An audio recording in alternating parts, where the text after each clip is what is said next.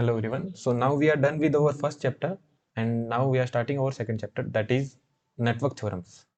So we will study 4 or 5 network theorems in this chapter. These theorems we will study. But before that we need to see some basics. Okay. Just like every chapter we see some basics before going to the main chapter. Right.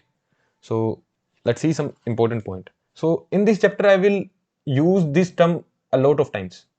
Nullifying the effect of voltage source, nullifying the effect of current source, or I will say killing the voltage source, or I will say killing the current source. So what does that mean actually? So like you have to nullify the effect of a voltage source. What is a voltage source? This is a voltage source, right? This is a voltage source having a voltage V. You have to nullify it. That means you will put V equals to 0. Whatever the voltage it is having, you will put that to equals to 0. And when voltage is 0, what does that mean? Short circuit or open circuit? 0 voltage means short circuit or open circuit? Short circuit, right? So whenever I say I have to nullify the effect of voltage source, that means I will short circuit it. Okay. Or I will replace it, or I will replace it with its internal resistance. Replace it with its internal resistance. Right? For ideal voltage source, internal resistance is 0. That's why we are short circuiting here. Or if internal resistance is given, I will replace it with this internal resistance. Now what about current source? What do you think what will happen in current source? So this is my current source. I have to nullify it or I have to kill it. So if I am killing it, I will put the value of current equals to 0. If the value of current is 0, what does that mean? In short circuit current flows, right? But in open circuit current doesn't flow. So whenever I am saying the current is 0, that means I am open circuiting it, right? Or replace it with its internal resistance, or replace it with its internal resistance. So I will use this term again and again in this chapter. So like you should be comfortable with. Okay.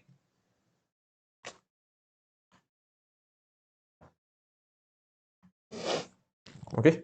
So in network theorems, it will be used many times, or not just in this chapter. In analog electronics also it will be used. So voltage source will always be shorted and current source will always be open circuited. Okay. Well and good. Let's move on to the next important point, that is source transformation. So many of the teachers teach this topic in basics only. So we are seeing it here. Okay. So source transformation. So this is a current source given to you. Okay. And there is some resistance connected to it. You have to convert this current source into the voltage source. Okay. Convert this current source into the voltage source. How will you convert it? So this current source is parallel to this resistance. Okay. What you will do, you will just multiply these two. So IR is your voltage, and then you will connect this resistance in series. This load network will not change. Okay. This load network remains as it is. So with respect to this load network, you are changing your current source to voltage source. How did you change? Just multiply these two and connect this parallel resistance into the series. That's it. So this is how you change current source to voltage source. Okay. This is the current source. You converted it to the voltage source. The value of voltage source is IR, I into R. Okay. And what is the direction? What is the direction? Direction of voltage source is such that the current is getting out of it. The current is getting out of it. Current is getting out of its positive terminal. Sorry, the current is getting out of its positive terminal. Look, current direction is upward, right? Current direction is upward. So it should get out like this. So it is getting out of negative terminal, right? If it was connected like this, and I had to change it in voltage source. So how would I change? How would I change? The positive terminal would be at lower side and this resistance R. So that's how I would have changed it. The current should get out of the positive terminal. The direction of current is like this, so it should get out of the positive terminal. Okay, so direction of voltage source is such that the current is getting out of its positive terminal. The current is getting out of its positive terminal. Okay, now you are converting voltage source to current source. So by this scenario also you can understand what will happen. If we are going from here to here, what do you think what will happen? I will convert this. I am converting this voltage source, this complete one voltage source and a resistance in series. Okay, if the resistance is in parallel, you can't really change it, and in this case if the resistance is in series, you can't really change anything, right? The resistance has to be in parallel to the current source. The resistance has to be in series with the voltage source. Okay, that is must. So what do you think, what will be the value of this current source? The value of this current source will be V by R, and the resistance will come in parallel. The same resistance will come in parallel, and you can't really do anything with the load network. Load network means the rest of the part of the network. Voltage source, this is voltage source, this is resistance, and the rest of the part of the network. So don't make any change to the load network. Okay, we will see the problems. You will understand what do I mean here by the load network. Okay, so don't make any change in the load network. So this is how I will make the change. Current source and a resistance in parallel. So if you want to go from here to here, what you will do? You will multiply these two, V by R into R. This voltage source will come and this resistance will come in series. And if you want to go from here to here, what you will do?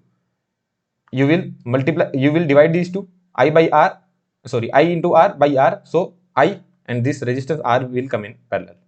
So are you getting this point? Both are related only, right?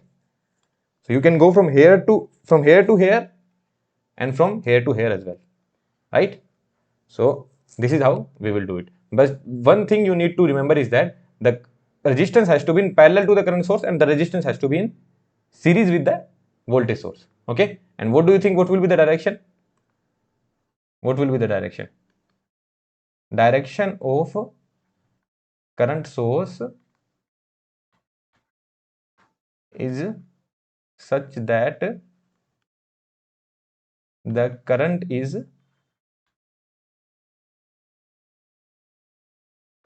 getting out of the positive terminal of voltage source. Terminal of voltage source. Okay, so what is the direction of current? This is the voltage source, so current should get out like this, right? So it is getting out like this. Okay, so at the point where we have the positive terminal, in the direction only we will make the current source. Okay, so the current is getting out like this, so I made this current source like this. Okay, so you can remember this part very easy. What is the value of current? V by R, resistance will come in parallel. What is the value of voltage? I into R, resistance will come in series. That's it. Don't make any changes in load network. But there is one very important point related to source transformation. That is, source transformation is only applicable to determine the parameters of load network. You can't really see this point actually. So it is determined, so it is applicable, source transformation is only applicable to determine the parameters of load network. Okay, so what do I mean by that? Let's just see an example. Okay, you have to find the current in 1 ohm and 2 ohm resistance. You have to find this current I. So what is the value of current in 1 ohm resistance and current in 2 ohm resistance? Very basic thing, it is 1 ampere, right? Now let's solve by source transformation.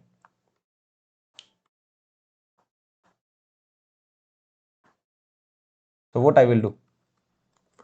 I will convert this voltage source into the current source. So what I can do? What will be the value of current? 3 by 1. That means 3 ampere. This 1 ohm will come in series. sorry, will come in parallel, and this 2 ohm, this 2 ohm, this 2 ohm remains as it is, just like this between these 2 points.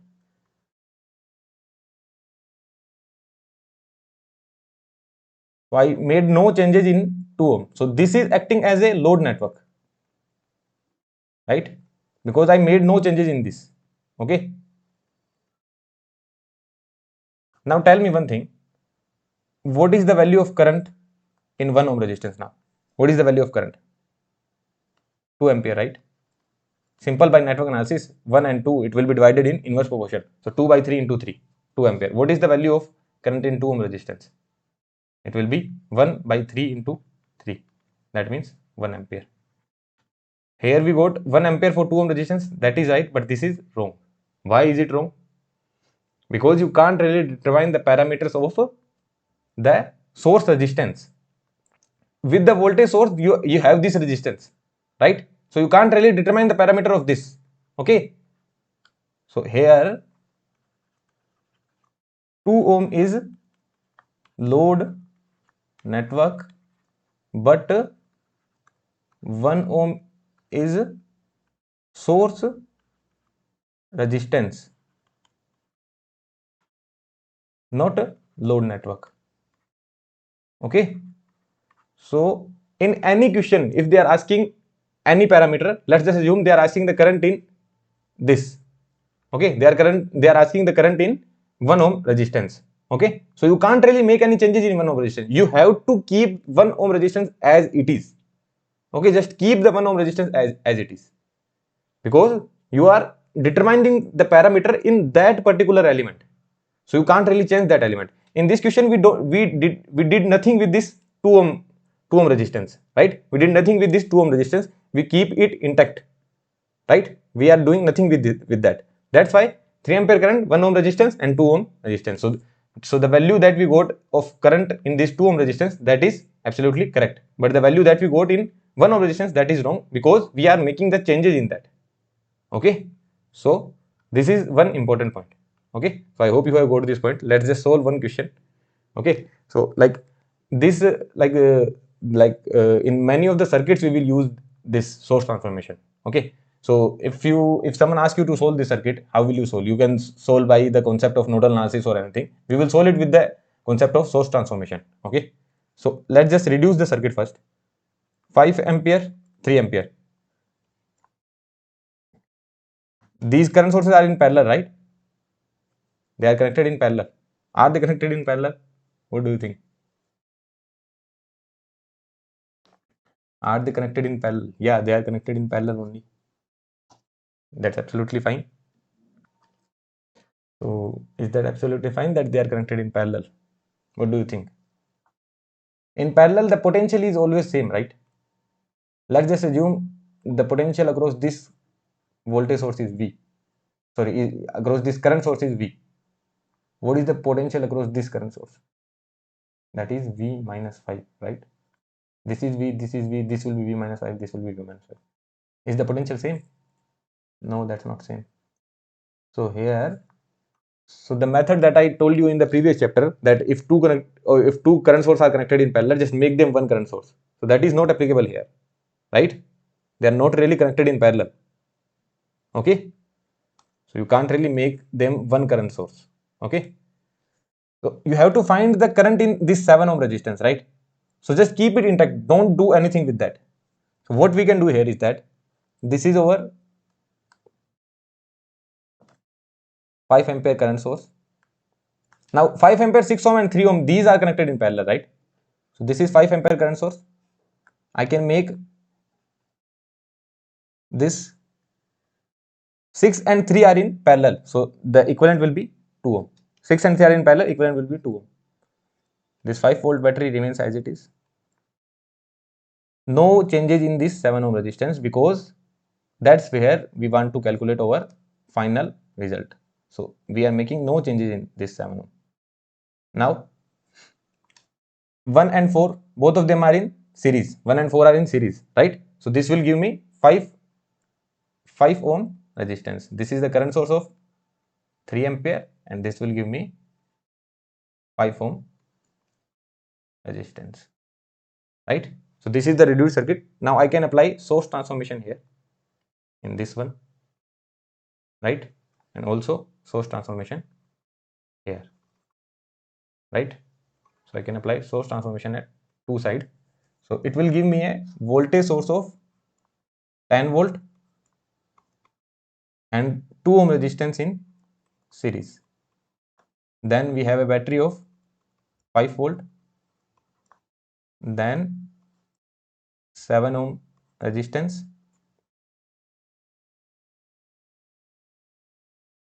then it will give me a battery of 15 volt and 5 ohm resistance in series. 5 ohm resistance in series. Now tell me what will be the sign of the battery? Like this, because the current is going upward, the current is going like this. The sign of battery will be like this. And what will be the magnitude? That will be 5 into 3, 15.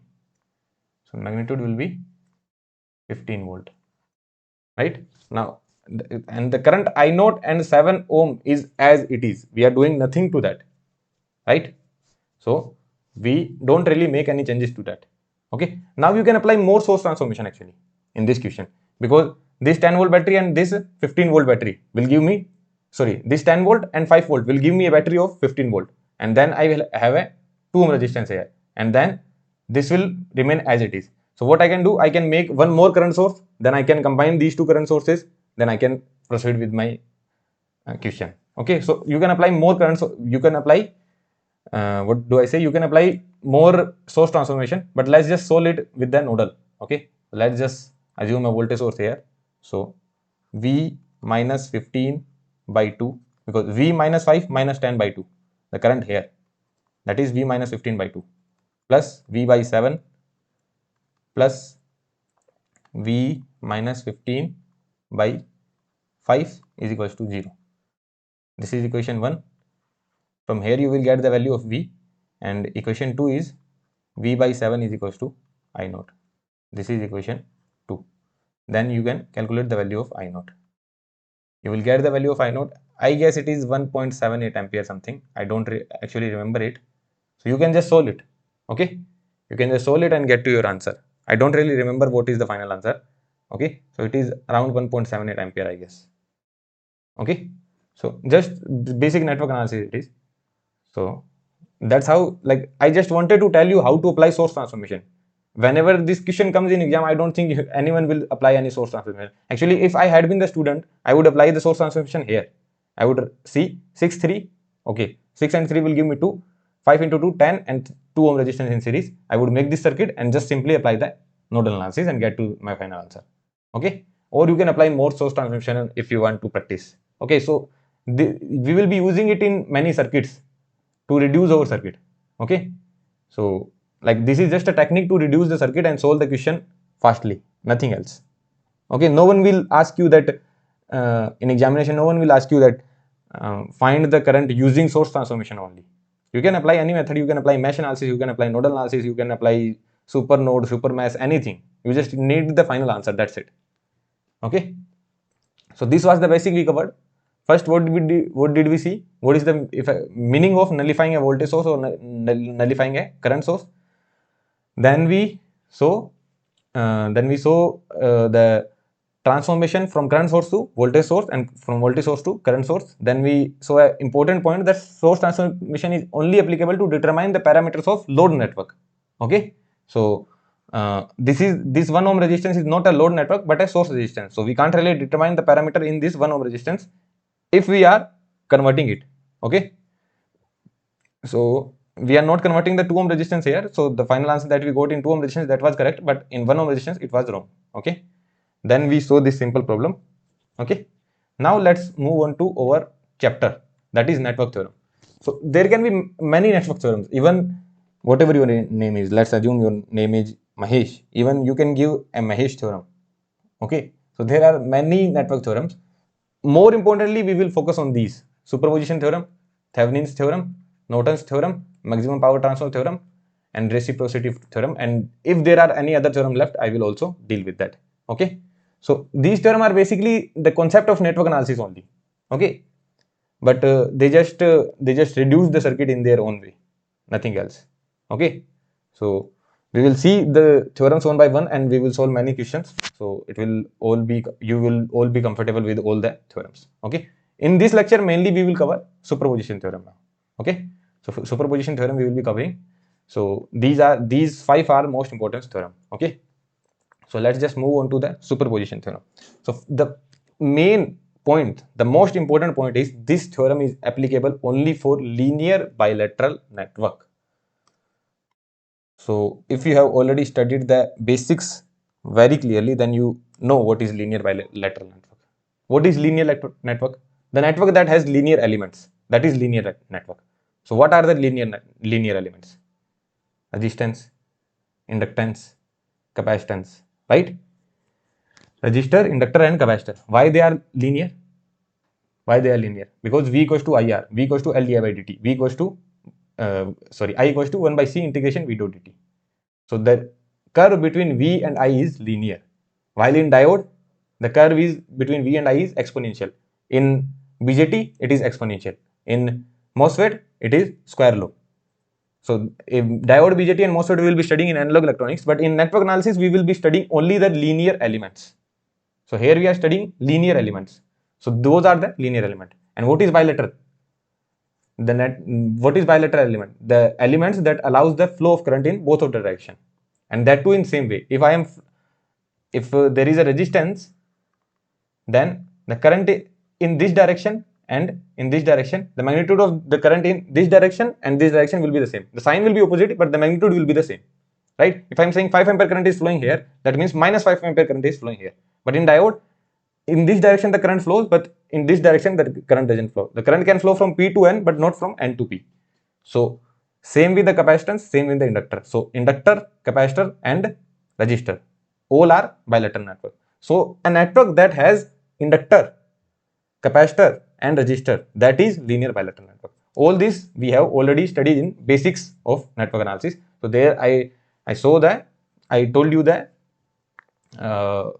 classification of network elements. So there we studied about the classification of network elements. There we studied many classification: linear, time variant, time invariant, bilateral, unilateral, everything, right? So you can go and revise it, or already I have told it everything here. Okay, I am not writing down what is linear, what is bilateral, but I have told it here. Okay. Now what is superposition theorem? Let's just see the statement of the theorem. So what is the statement? In a linear bilateral network, the voltage or current, okay, only the voltage and current, I am saying linear elements. Why did I write linear elements? So not like linear elements, I shouldn't say linear elements, I should write linear parameters. Okay. So voltage and current are linear parameters, right? What is power? Power is a linear parameter. Power is I square R. So power is proportional to I square, or power is proportional to V square. If you make P versus I curve, it will go like this, right? But V is equals to IR. Voltage is proportional to current. So this is the curve, right, between V and I. So they are linear parameters, but power is not linear parameter. So this theorem is applicable only for linear parameters. Okay, just notice it. Okay, that's why I have written between in bracket linear parameter. What are the linear parameter? Voltage and current. So in a linear bilateral network, the voltage and current across an element is the algebraic sum of voltage or current developed by each independent source acting alone. Now what do you mean by this statement?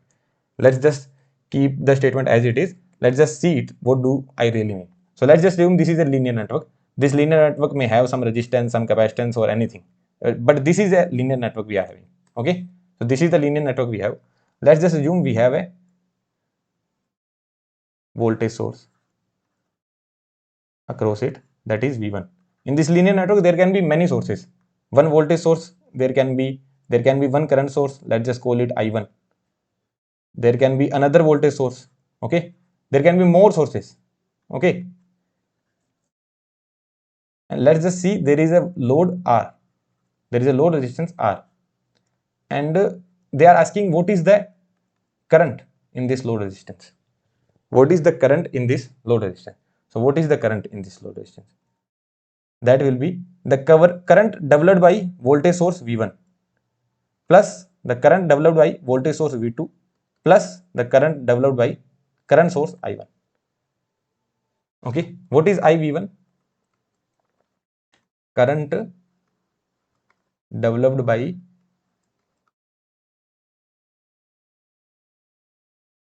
voltage source V1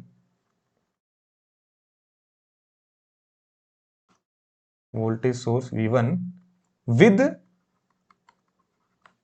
V2 and I1 being nullified. Are you getting this point? What is IV1? You will see the current developed by this voltage source in the resistance, but you will nullify the effect of I1 and V2. So what you will do? You will short circuit V2 and you will open circuit I2. Are you getting it? What is IV1? So I can actually make a small circuit here. This is our linear network. Okay, this is the resistance, or I should make it on the next page. I should make it on the next page only. Okay, I have to add a page.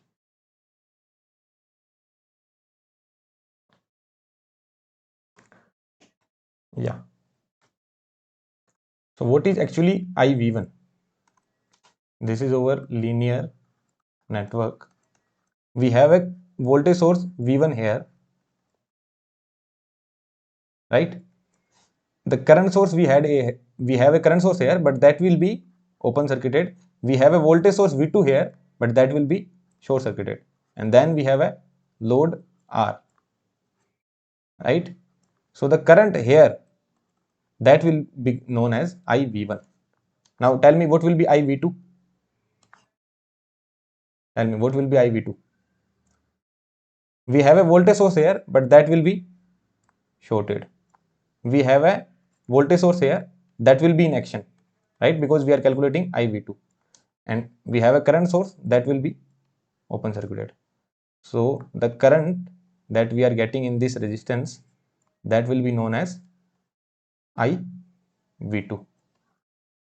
Or you can calculate the voltage as well. Okay, now we are just focusing on current. You can get the voltage as well. So the voltage developed will be VV2, VV1. So only that one source you have to consider at that time. Rest of the sources will be nullified or will be killed. So now we will only see the effect of the current source, that is current source I1, right? And rest all will be killed. This will be killed. This will also be killed. That means both of the voltage source will be short circuited. This is the linear network we have, and the current in this resistance would be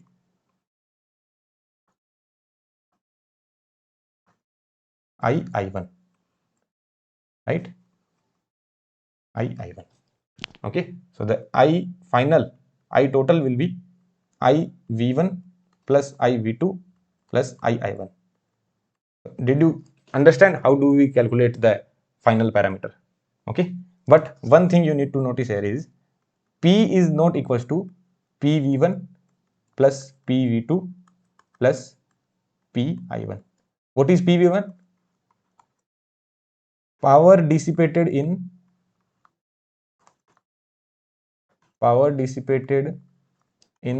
resistor are taking only V1 source in action. Only V1 source in action, that means V2 and I1 are nullified. Okay, so what is PV1? Power dissipated in resistor considering only V1 voltage source. So what do you think, what is PV1 here? PV1 is IV1 square into R. What is PV2? IV2 square into R. What is PI1? That is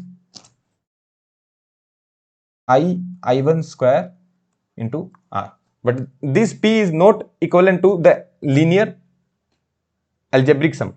Okay, because this is not a linear quantity. The current is a linear quantity, so I can just add them up. So how will we calculate the power?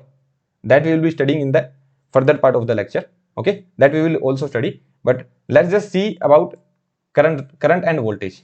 Same will happen with voltage. Okay, voltage V, final voltage V can be equals to V1 plus V2 plus VI1. So what is P? What is V? Final voltage across resistance. Final voltage across resistance R. Same with the current, same with the power. So final power across the resistance R is not equals to PV1 plus PV2 plus PI1. Okay, that will be equals to root PV1 plus root PV2 plus root PI1 whole square. So how we will get to that, we will see it in the later part. For now, focus on voltage and current. Okay.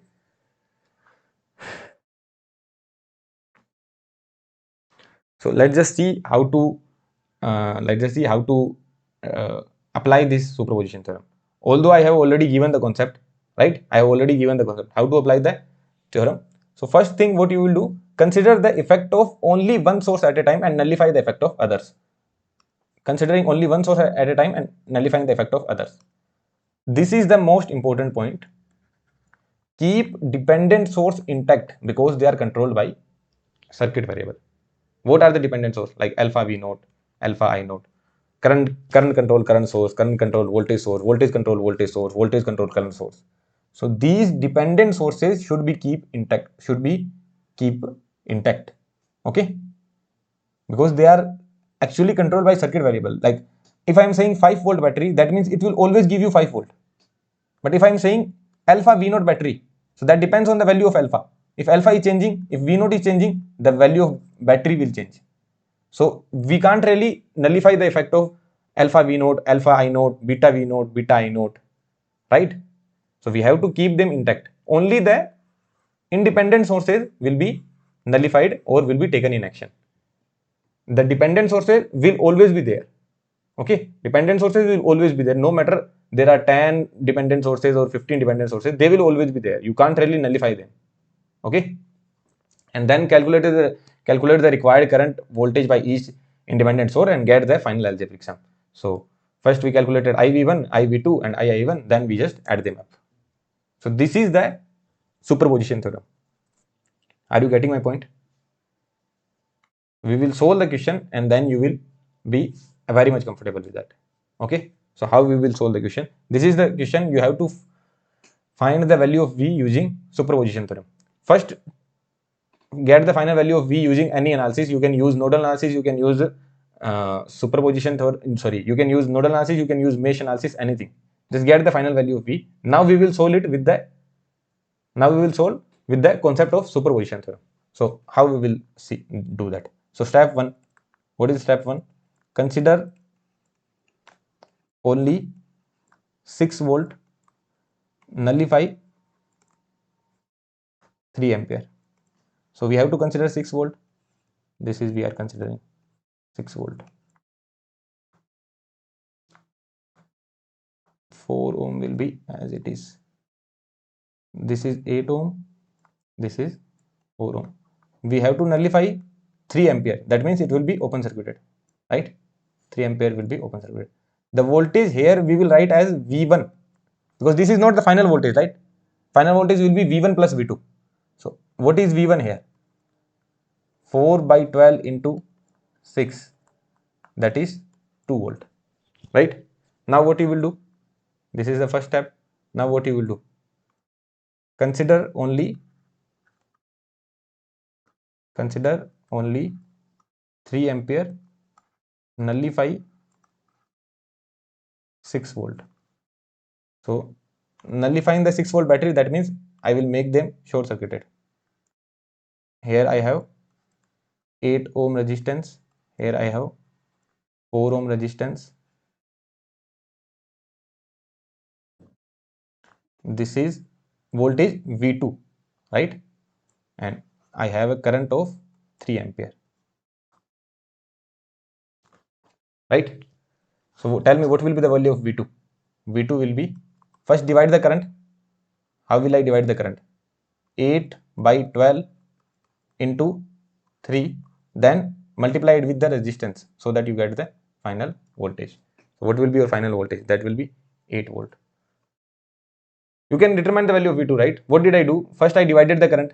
The current in 4 ohm resistance would be 8 by 12 into 3. 8 by 12 into 3. This is the current.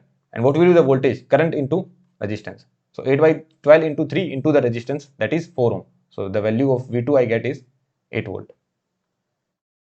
Right? So value of V2 is 8 volt. So now what will be the final voltage? Final voltage V is equals to V1 plus, we are writing is as a small, so V is equals to V1 plus V2. What was the value of V1? That was 2. What is the value of V2? That is 8. 2 plus 8 is 10 volt. This is the final answer. So that's how you apply the superposition theorem. If in exam they ask this question, so you will just solve it with nodal analysis, but for now we will be solving it with superposition theorem because we have to master this theorem actually. So are you getting my point? Consider only 6 volt, get the final voltage. Consider only 3 ampere, get the final voltage. Just add them up. That's it. Okay. Let's move on to this question. You have to find the value of Vx using superposition theorem. First solve it using nodal analysis. Okay. You can solve it using nodal analysis very easily. Vx minus 25 by 20 plus Vx by 4 minus 0.1 Vx minus 5 ampere equals to 0. So that's how you can solve it using nodal analysis. But now we will solve it using superposition theorem. Okay. So first step, consider only 25 volt battery. Okay. So I will consider only 25 volt battery, that is 20 ohm. This will be open circuited. This is Vx. This is 4 ohm. We have a ground here. Now tell me what will happen to this 0.1 Vx. Shall I make it open circuited because this is a current source? Shall I make it open circuited? No, I will not make it open circuited. Why so? Because this is a dependent current source, right? This is a dependent current source. Okay, so I will not make it open circuited. I will keep it, just keep it as it is. Okay, no changes, just keep it as it is. Okay, so from here now I will calculate the value of Vx. So Vx minus, so this will not be Vx now. We are calculating the value of Vx, so it will be Vx1, right? So if this is Vx1, this will also be Vx1, because when there was 5 ampere current source, then it was Vx, but now 5 ampere current source is not there, then this will be Vx1. When I consider only 5 ampere current source, this will be Vx2. What will be the final answer? Vx will be equal to Vx1 plus Vx2. Because this 5 ampere current source is gone, I will make it Vx1. If this is Vx1, this will be 0.1 Vx1, right? So I have to apply the nodal analysis. Or what do I think is that if I apply I can actually apply source transformation as well. So let's just forget source transformation. I just apply the nodal analysis. Vx1 minus 25 by 20 plus Vx1 by 4 is equals to 0.1 Vx, because 0.1 Vx is incoming current. So I will write it in the right hand side. Okay, so Vx1 minus 25 by 20 plus Vx1 by 4 equals to 0.4 Vx, 0.1 Vx. So what I can do, I can multiply it with 5. So it will be 6 Vx minus 25 equals to 2 Vx. So Vx would be equals to 25 by 4. So 25 by 4, what is 25 by 4? 4 के 24, 1 बचा, 4 दूनी 8, 6.25 volt, right? So this is not Vx, again I am writing Vx. This is Vx1, this is Vx1, this is Vx1, Vx1. This is all are Vx1. So Vx1 value I am getting is 6.25. Did I do the calculation right? Yeah, I have done the calculation right. Now let's just consider 5 ampere current source. Consider only 5 ampere current source. So how will my circuit look like? This is shorted. Here I have 20 ohm. Here I have 5 ampere current source. Now this potential will be known as Vx2, right? Because this voltage source is shorted. 4 and 0.1 Vx1. 4 and 0.1 Vx2. This is 4 ohm.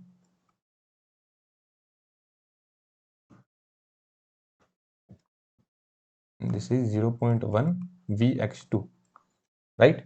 And all this is grounded. Right? Now you have to find the value of Vx2. Again apply the nodal analysis. Vx2 by 20 plus Vx2 by 4 is equals to 5 plus 0.1 Vx2. Right? Vx2 by 20 plus Vx2 by 4. What are the incoming current? Incoming current is 5 ampere and 0.1 Vx. So I am writing it here. It will be 6 Vx2, 5, 5, 6, 20, 100 plus 2 Vx2. From here, your Vx2 is coming out to be 25 volt. So final Vx is equals to Vx1 plus Vx2. You didn't do anything with the dependent current source. That is the most important part here. Okay. So 6.25 plus 25. That means your answer is 31.25 volt. That's it. That's the final answer. So this is the superposition theorem only. Don't do anything with the dependent current source. Okay. Second thing, it is applied only in linear bilateral network. How will you apply? Consider only one source, get the final answer. Consider the other source, get the final answer, add them up. That's it. This is the complete analysis of superposition theorem. One more thing we will see now, that is how to calculate power. I told you about the power. So let's just assume this is the same circuit we are having. Voltage source V1, V2, I1, and there is a resistance R. What is given to you? PV1 is given to you. What was PV1? I wrote it here, right? What was PV1? Power dissipated in resistor R, taking only V1 source in action. So I will write down again here. Power dissipated in resistor R considering only V1.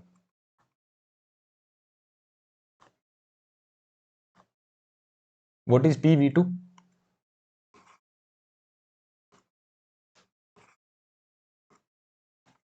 What is PV2? Power dissipated in resistor R considering only V2.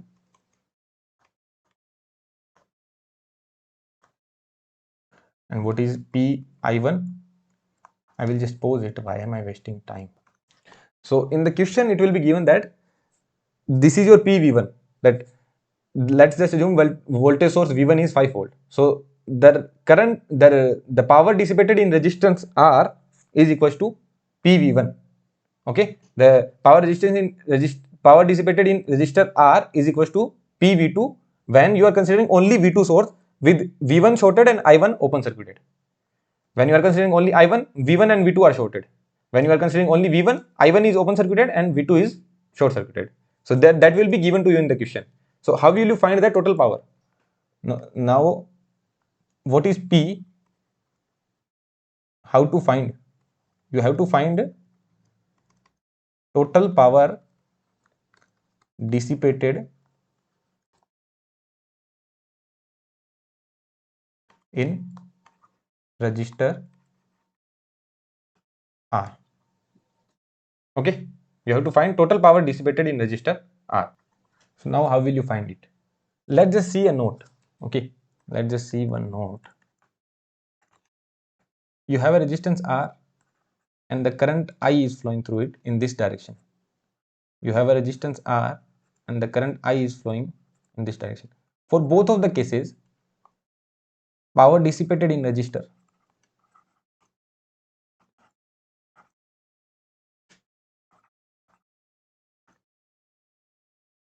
that will be I square R for both of the cases, right? Even if the current is flowing in this direction, power dissipated will be I square R. If the current is flowing in this direction, power dissipated will be I square R. Okay. Now, for the given circuit, you know one thing. For the given circuit, current, total current, total current in resistor R. What is the total current in resistor R? That is total current in resistor R, that is I, that is equals to IV1 plus minus IV2 plus minus I1. Why did I write plus minus? Let's just assume the current because of this voltage source is IV1 like this. Because of this voltage source is like this. So you wouldn't write IV1 plus IV2. You will write IV1 minus IV2. Are you getting this point? Why did I write plus minus? The current because of this current source I1 can be like this. So I1 plus IV2 minus, sorry, I1 plus IV1 minus IV2. Right? So you don't really know the direction. In the previous question, in the previous analysis, here, what did I do? I made all the current direction in this direction only. That's why I wrote IV1 plus IV2 plus II1. But here I am not making any direction. In this analysis, I am not making any direction. Okay, the current direction can be like this, can be like this. By any voltage source, by any current source, the current direction can be in any direction from up to down or down to up. So we are not really sure about the direction, right? So that's why I am writing IV1 plus IV2 plus II1. Tell me what is PV1? PV1 would be the current because of V1 voltage source square into R. What will be PV1? What is PV1? Power dissipated in resistor. Power dissipated in resistor considering only the V1 voltage source. So what will be the expression? The current in the resistor considering only voltage source V1 square into R. What is power? Power is I square R. If you are writing because of voltage source V1 only, here also you will write because of voltage source V1 only, right? So your PV1 is IV1 square R. Similarly, so from here what do you get?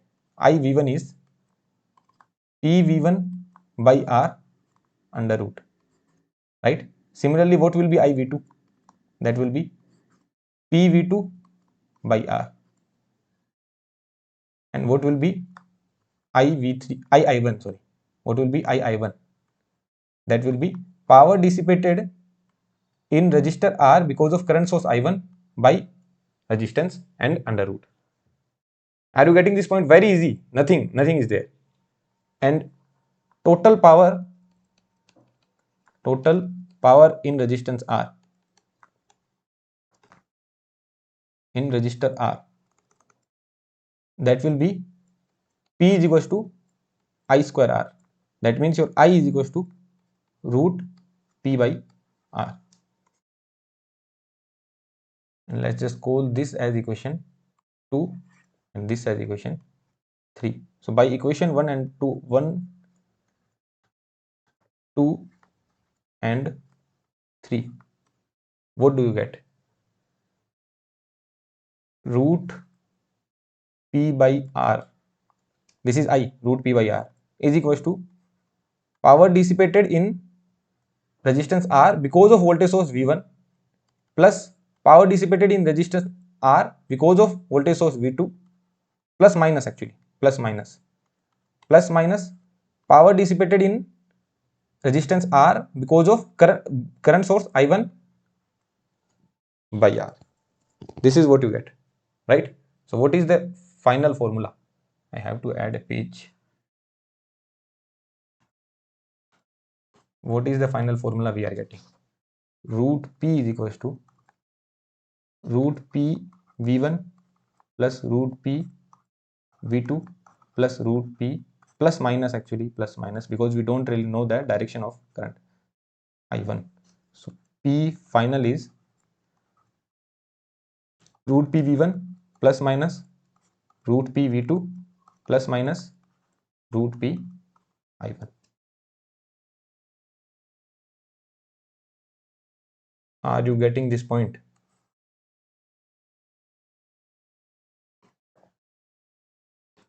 Just see the derivation once again.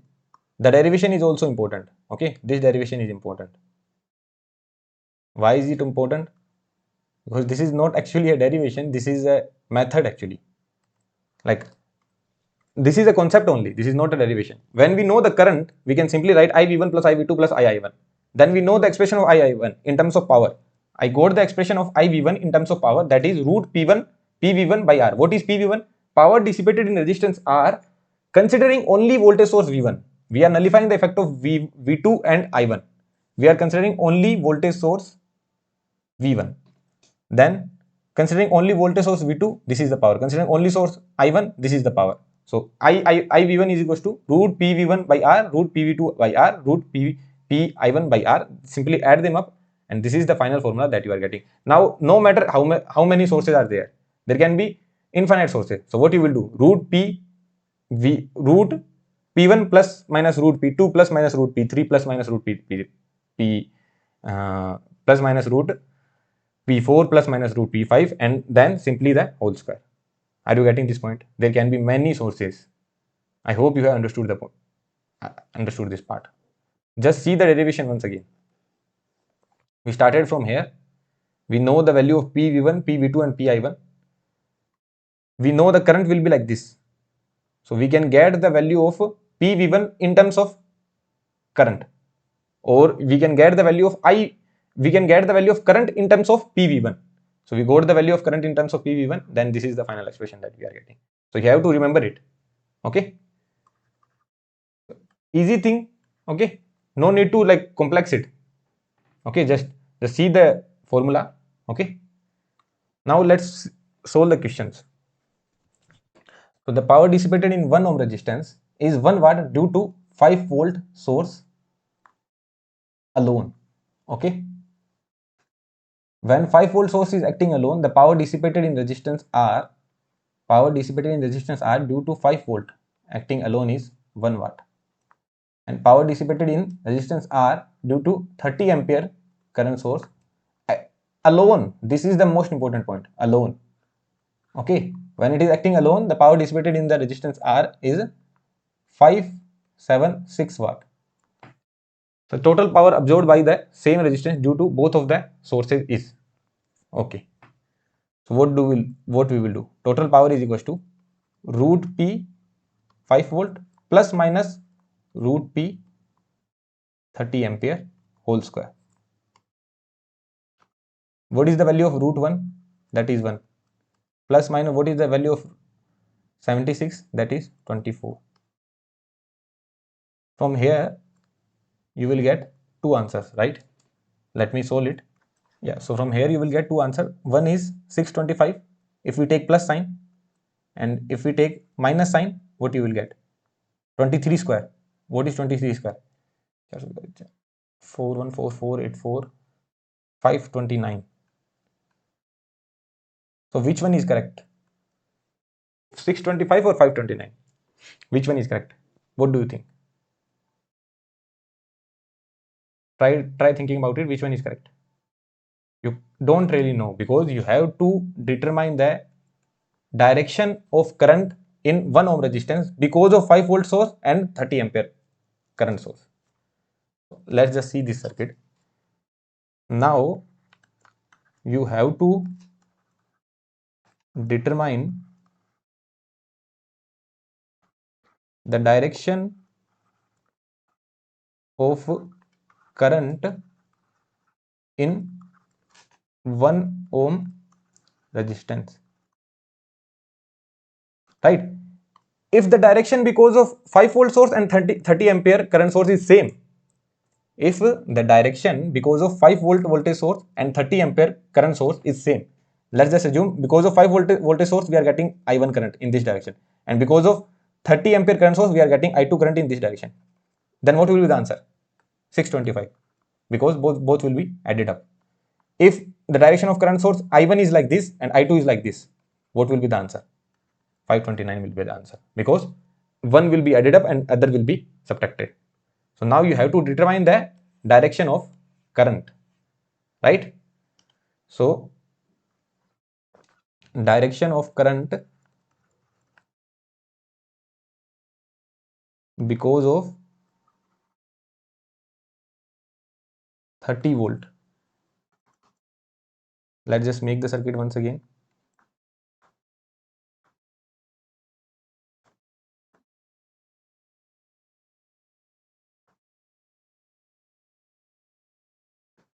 Only 30 volt we will consider, right? We will consider only 30 volt, not 30 amp, not 30 amp, sorry, 5 volt we will only consider. Okay, 5 volt, not 30 volt, it is 5 volt. 5 volt we will only consider. That is like this. This is 4 ohm, this is 1 ohm. At the lower side we have 2 and 3 ohm. 2 ohm and 3 ohm. Tell me what will be the value of current also you can tell, and the direction also you can tell. What will be the direction of current in 1 ohm resistance because of this 5 volt? You can see that both of them are in series, and this 5 volt is connected in parallel to that. You can make the circuit like this, no? 1 ohm, 4 ohm, then a voltage source, then 2 ohm and 3 ohm. 1 ohm, 4 ohm, this is a battery of 5 volt, 2 ohm and 3 ohm. Now this 5 volt will be given to 4 ohm and 1 ohm. 4 volt will be given to this and 1 volt will be given to this. So the direction will be 1 ampere current in this side, right? So the direction of current is like this, right? Are you getting this point? 5 volt is connected in parallel to that. So 4 volt is given to this, 1 volt is given to this. Simply the voltage division, nothing else. So we are having 1 ampere current in this direction. So value of I1 is 1 ampere. So this is one thing. Now direction of current because of 30 ampere current source, what will be the direction?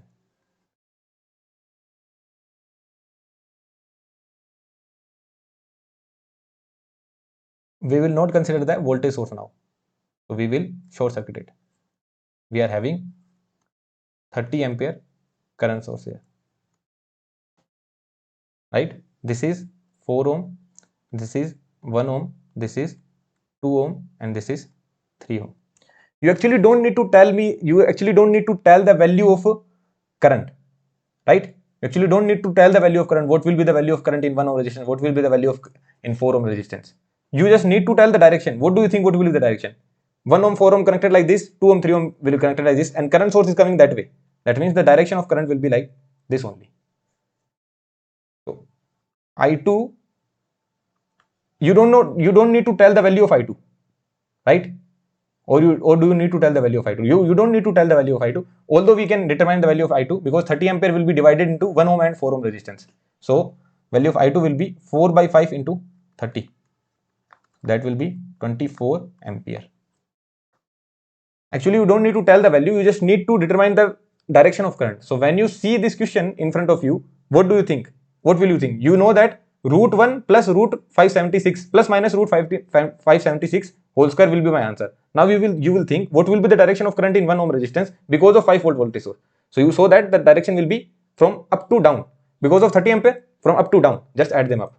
Your final answer will be 625 volt. Or you can solve it like this. Like I'm not even using this information while solving this question. 576 or 1 watt. I'm not even using this information. Right? Here I just calculated the value 24 ampere.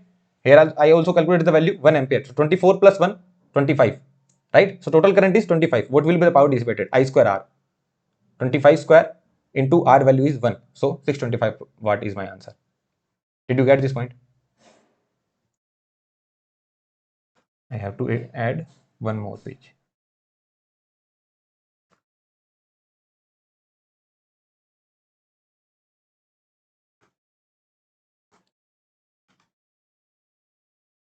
Here we show that the direction of current in 1 ohm resistance due to both of the sources is the same. Due to both of the sources, the direction of current is same. So total power will be power dissipated because of 5 volt voltage source plus power dissipated because of 30 ampere current source. The answer will be 625 watt.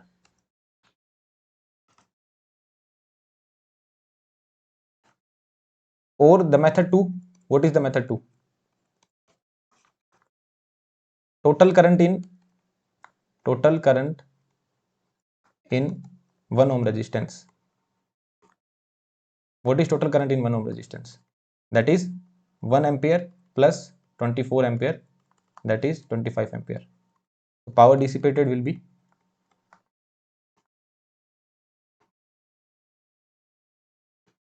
I square into R.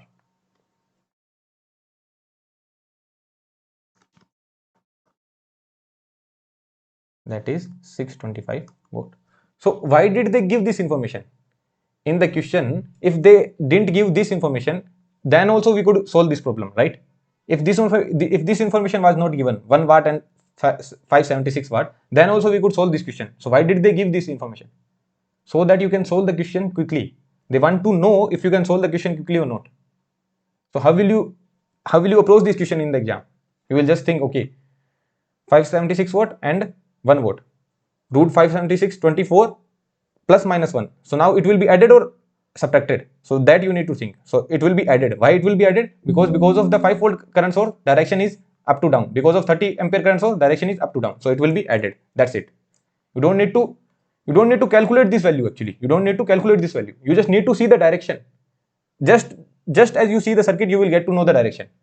I saw 5 volt voltage source, the direction will be like this. I saw 30 ampere current source, the direction will be like this. So just as you saw the circuit, you get to know the direction of the current.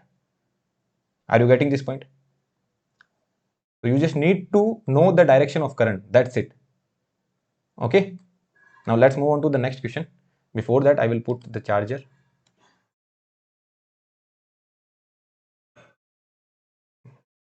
Let me put the charger and you try to solve it on your own. So this is the question given to you. A DC circuit is shown in the figure that has a voltage source V and a current source I, and in this resistive network there are several resistors. Why did they call it resistive network? So that you get to know it is a linear network. Okay, if they hadn't written resistive network, we couldn't really determine if it is a linear or non-linear, because there can be diode, there can be BJT, there can be MOSFET in the network, but they are saying it is resistor network. Okay, a particular resistor R, this resistor R, dissipates a power of 4 volts when V alone is active. Okay, V alone is active, then it dissipates the power of 4 watt. The same resistor R dissipates the power of 9 watt when I alone is active. Okay, I alone is active. The power dissipated by R when both of the sources are active will be. Can you determine the direction of current in the resistor because of voltage source V and because of current source I? Is there any information given? From that you can determine the direction of current. Can you determine the direction of current? No. So total power will be root 4 plus minus root 9 whole square. So that will be 2 plus minus 3 whole square. So that will be 25 watt or 1 watt. When you take plus sign, it will be 25 watt, and when you take minus sign, it will be 1 watt. Both are there. Both answers are possible.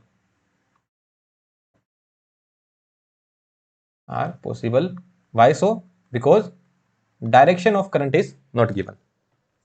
If they had given the direction of current, like because of voltage source, the direction of current is like this, and because of current source, direction of current is like this. So if both of the direction are same, then we would add them up. If the direction are opposite, we would subtract. Okay, so just one important point is that when direction, just I don't need to write it, I guess, because I have explained it so much deeply, I guess. No need to write it, right? Here also we explained it, right? We have written so much here. So I guess those guys who are not watching the lectures, only reading the notes, they will also be comfortable with the concept. If the direction is same, simply add them up. If the direction is opposite, subtract them. That's it. So in this question, you can't really determine the direction of current. So we don't know if we need to add it or subtract it. So these kind of question can come in MSQ. So some people will just tick 25 watt, but 1 watt is also possible because you don't know the direction. So two possible answers are there. Okay. So that's it about the superposition theorem. There can be a lot of question, okay, in superposition theorem. We will see in the assignments, we will see in the gate previous year question, we will solve a lot of question on superposition theorem. For now, we will move on to the Thevenin's theorem. Then we will move on to the Norton's theorem. But we will solve a lot of question on superposition theorem in the upcoming lectures. Okay. So in the next video, we will see Thevenin's theorem. Okay. Thank you.